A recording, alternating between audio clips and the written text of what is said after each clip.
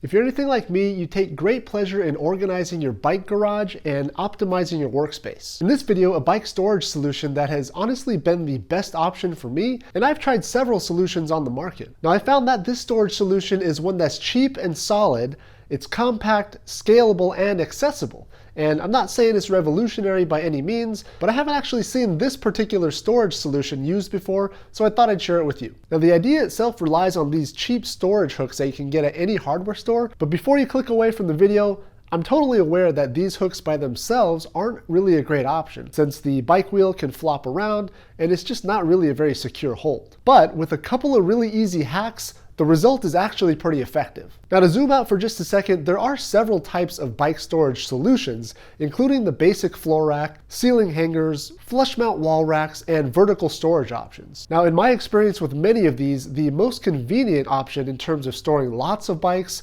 out of the way that are still easy to access is the vertical storage solution. It's just nice to be able to roll your bike up to the wall and hook it in without any lifting or shimmying involved. Now the only issue is if you're using a single wall hook, then you'll most definitely get wheel flop, which isn't super stable, and you also won't be able to line up several bikes in a row in a very compact fashion because the handlebars will start to interfere with each other.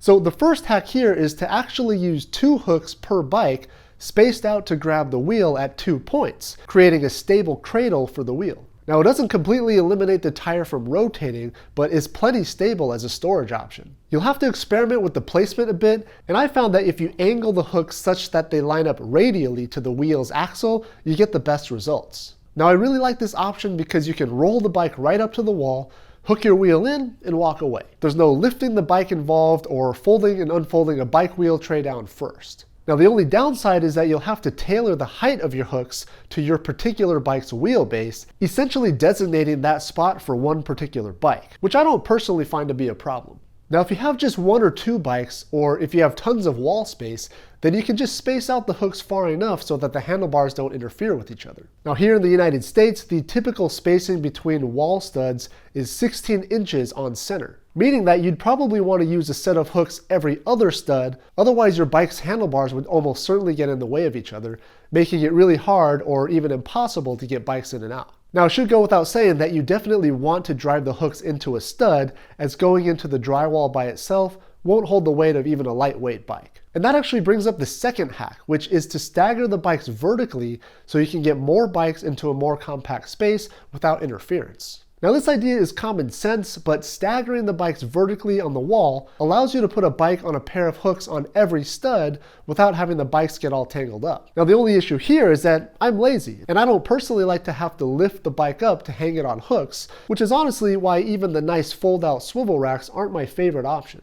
So for the middle bike in this 3-bike example, I made a quick little ramp and platform out of a few pieces of scrap wood that allows me to roll the bike up between the other 2 bikes and securely hook the bike to the wall. Now with the rear wheel resting on the platform, the bike doesn't hang from the front wheel itself, and it doesn't place any unnecessary stress on the front end. I have to say I'm really pretty pleased at how well this has worked out, as the middle bike fits perfectly between the other 2 bikes with 0 contact. Now in my case here, I've got the bike with the widest 780mm handlebars in the middle, and a gravel bike with 40cm bars on the left, and another mountain bike with 760mm bars on the right. Now in the extreme case, you may have a bunch of bikes with, say, really wide 800mm plus bars on either side. But even with this setup, staggering your bikes every 16 inches will still allow an elevated bike to fit between 2 adjacent bikes with just enough clearance to pass through.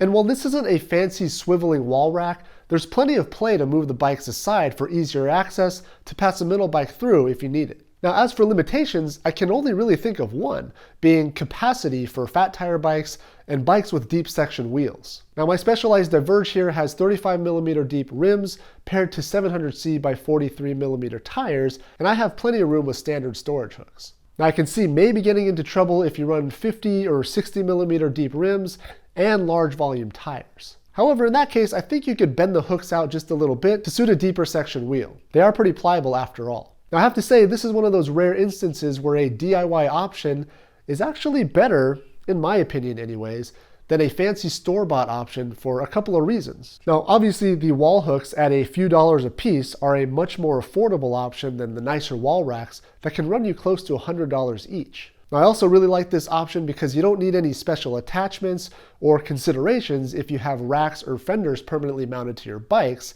since the anchor point is at the rim and not the tire itself. Now, the hooks themselves are pliable enough to bend them out if you need extra clearance for wide tires, which is also a plus. And while standard storage hooks like these won't work for fat bikes, I've been using them with these 29 by 2.6 inch tires with no issues. Now, I don't mean to downplay any other fancier bike storage options.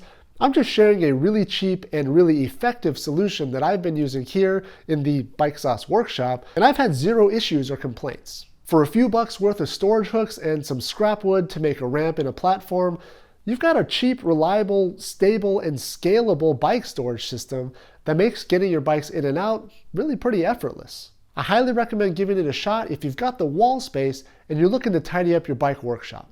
All right, well, that's going to do it for this one. Thanks again for watching, and thanks again for subscribing to the channel if you haven't already, and I'll see you next time.